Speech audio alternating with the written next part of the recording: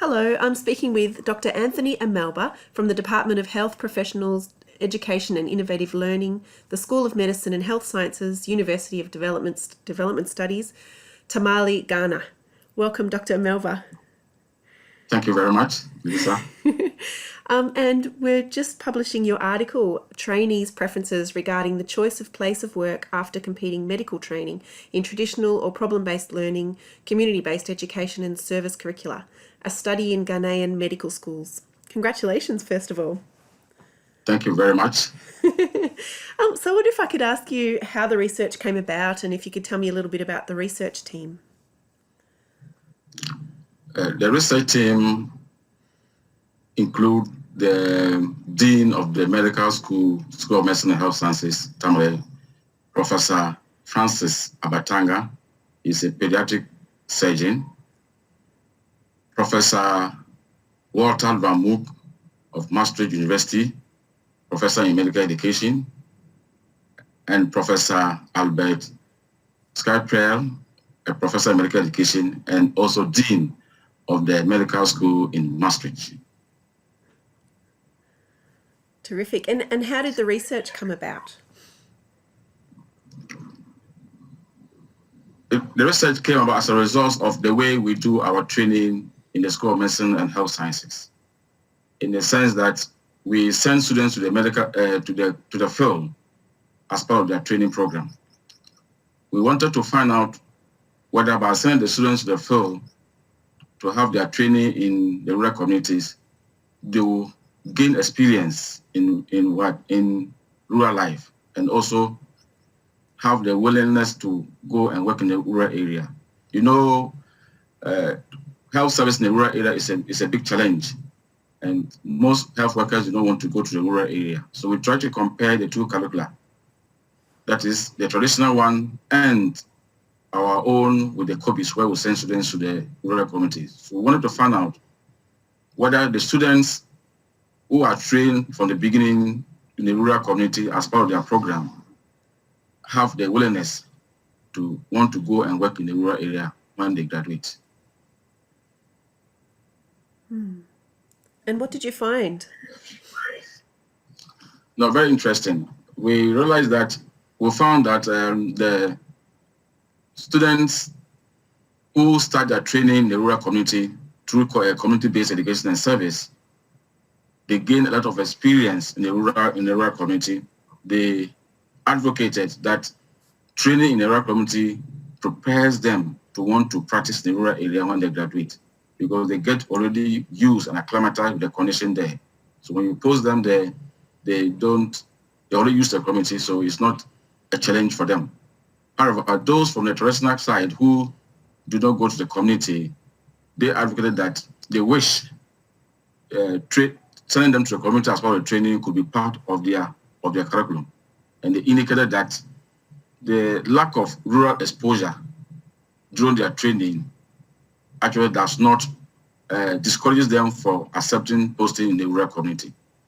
So we realize that sending students to the rural community is a positive way of trying to resolve the inadequacy of health professional and health services in the rural community, which is a big challenge, not only in Ghana, but also in Sub-Saharan Africa. Even in the developed country, it is also there.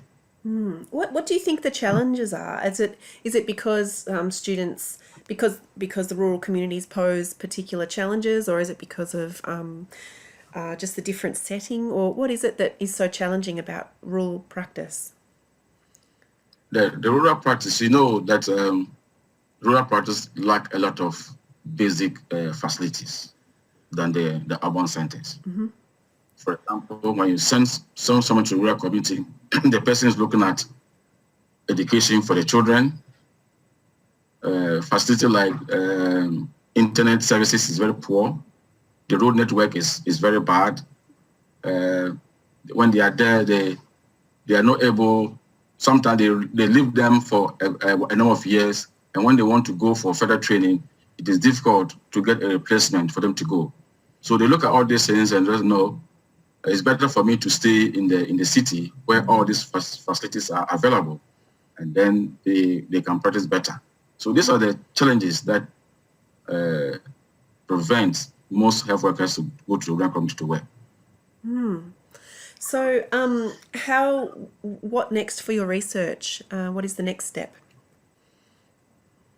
The next step is, like it was pointed out from the students in the tertiary curriculum, that they wish that rural training could be part of the American curriculum to expose them to the rural community so they understand the culture of their people, and through that they will be able to prepare themselves, and then in the future they might be able to also want to go to the rural area to serve the people there who actually lack health services.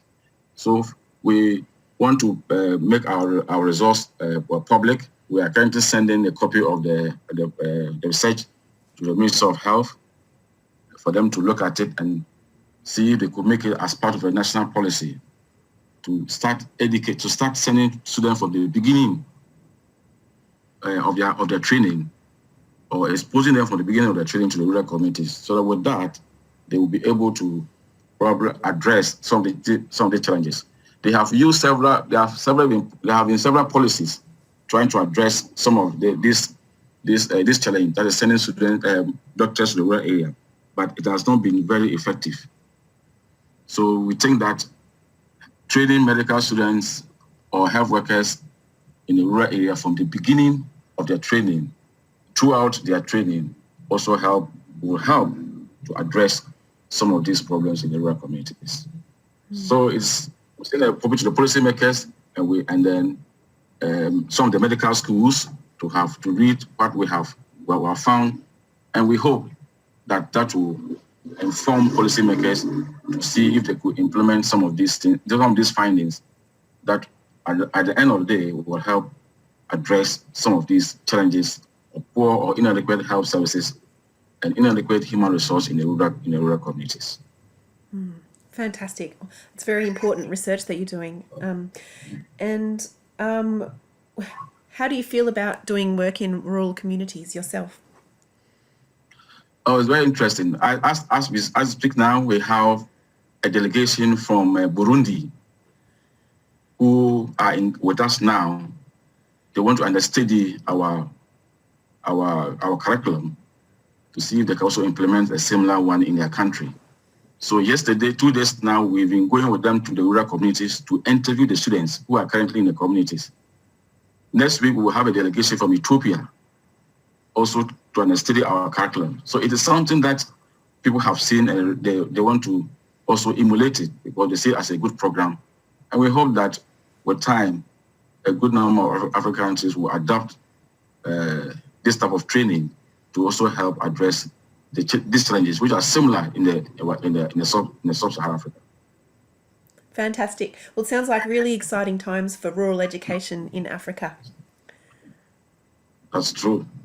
That is true. Because when you expose the students early in the training, they get used to it, and they feel for the community. They see the challenges in the community, and they want to go back to the community to help. But when you don't expose them to these conditions in the community, and you post them to the rural area after they have graduated without any experience in the rural community, the fear of going to the rural community is there, and they find it difficult to go. It's a big challenge.